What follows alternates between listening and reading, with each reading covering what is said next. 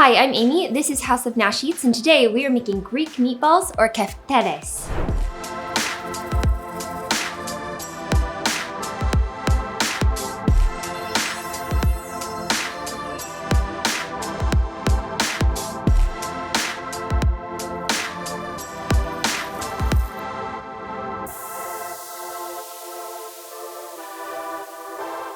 Okay, so to make our Greek meatballs, it's actually super simple, really easy to do, like making any other kind of meatballs really.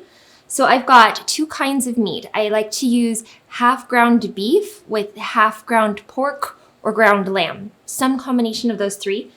But you could really use like ground chicken or ground turkey or something like that if you prefer. But we like the beef and the pork combination. So I'm gonna add both of those to a mixing bowl along with some breadcrumbs, and these are just panko breadcrumbs.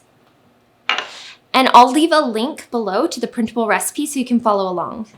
Okay, so next I'm going to add some chopped Italian parsley, and I've got some onion here that I've grated on my grater, and there's juice in it that comes off too. Go ahead and add all of that. The reason we grated it is so that it's really fine and you don't get like chunks of onion in your meatballs. They just mix together a little bit better. And I've got one egg.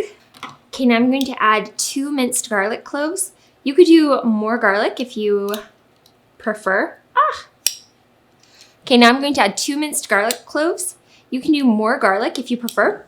2 is usually pretty great. Sometimes I double it if I really want a lot of garlic that day. And then the zest of 1 lemon. When you're zesting your lemon, you just want the yellow outer part, not the white. It's called the pith underneath. The pith is bitter, so you just want the sweet yellow rind. Okay, and then we're going to add our seasonings. So I've got some dried oregano, and I have coriander, ground coriander, and some cumin,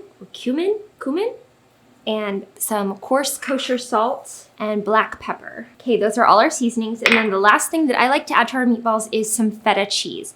This isn't necessarily traditional, but feta cheese is definitely Greek, and I love the flavor and savory addition that the cheese adds to our meatballs.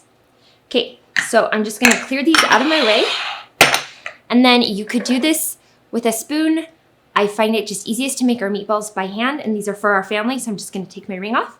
We're gonna make some meatballs. So I'm just gonna squish everything together until it is all evenly distributed.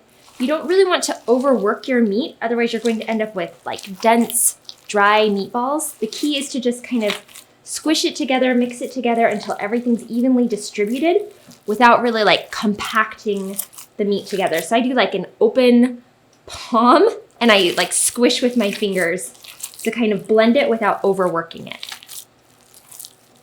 It's just like making meatloaf or Italian meatballs.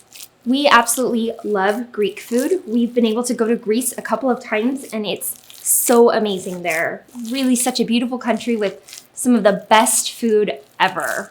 Okay, so to shape my meatballs, I'm going to use my small cookie scoop, and I'm just going to scoop out the meatball mixture and put it in my hand and then roll it together between my palms. Just gently, I'm not trying to squish it or anything. I'm gonna transfer them to a baking sheet that's lined with foil. And this recipe makes about 20 meatballs. It's really easy to double the recipe, especially since usually when you buy ground pork, it comes in a pack of 1 pound. 20 meatballs is perfect for our family of 4.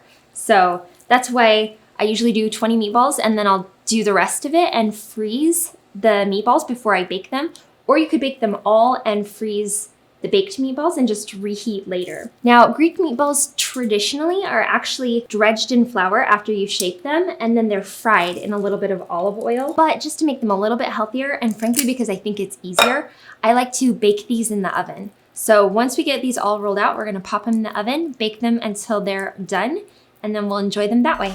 Okay, so I got my meatballs all rolled out, and I'm going to go pop them in the oven. It's a 425-degree Fahrenheit oven for about 10 to 14 minutes until they're brown on the outside and cooked all the way through.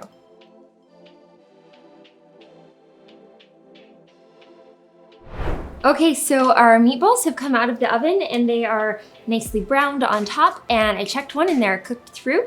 So they're done. And if you want to add a little bit more color, you can always turn the broiler on for the last minute or two just to brown them up a little bit on top. We're gonna let these cool down for just a little bit, and then we're going to add them either to like a sandwich with pita bread and tomatoes and onions, or we're gonna do what we're doing today, which is a mezze plate, which has like all the little pieces to combine and eat it like appetizer style. Okay, so I've got a large platter here and I've arranged some pita, some soft pita that's been warmed and cut into wedges. I've got my homemade tzatziki sauce, which I've got a video for how to make tzatziki sauce. And I've got a block of feta cheese with a little olive oil drizzled over it, some grape tomatoes and some red onion. And then we'll just serve this with toothpicks for eating the meatballs. And that'll be what we eat. And it's like great for sharing, great for parties or tailgating or get-togethers. It's super fun. I'm just gonna move my meatballs over to my plate. Okay, so I've made myself a little snacking plate here, and I'm gonna take a taste of one of these meatballs. I'm gonna dip mine in some of the tzatziki sauce.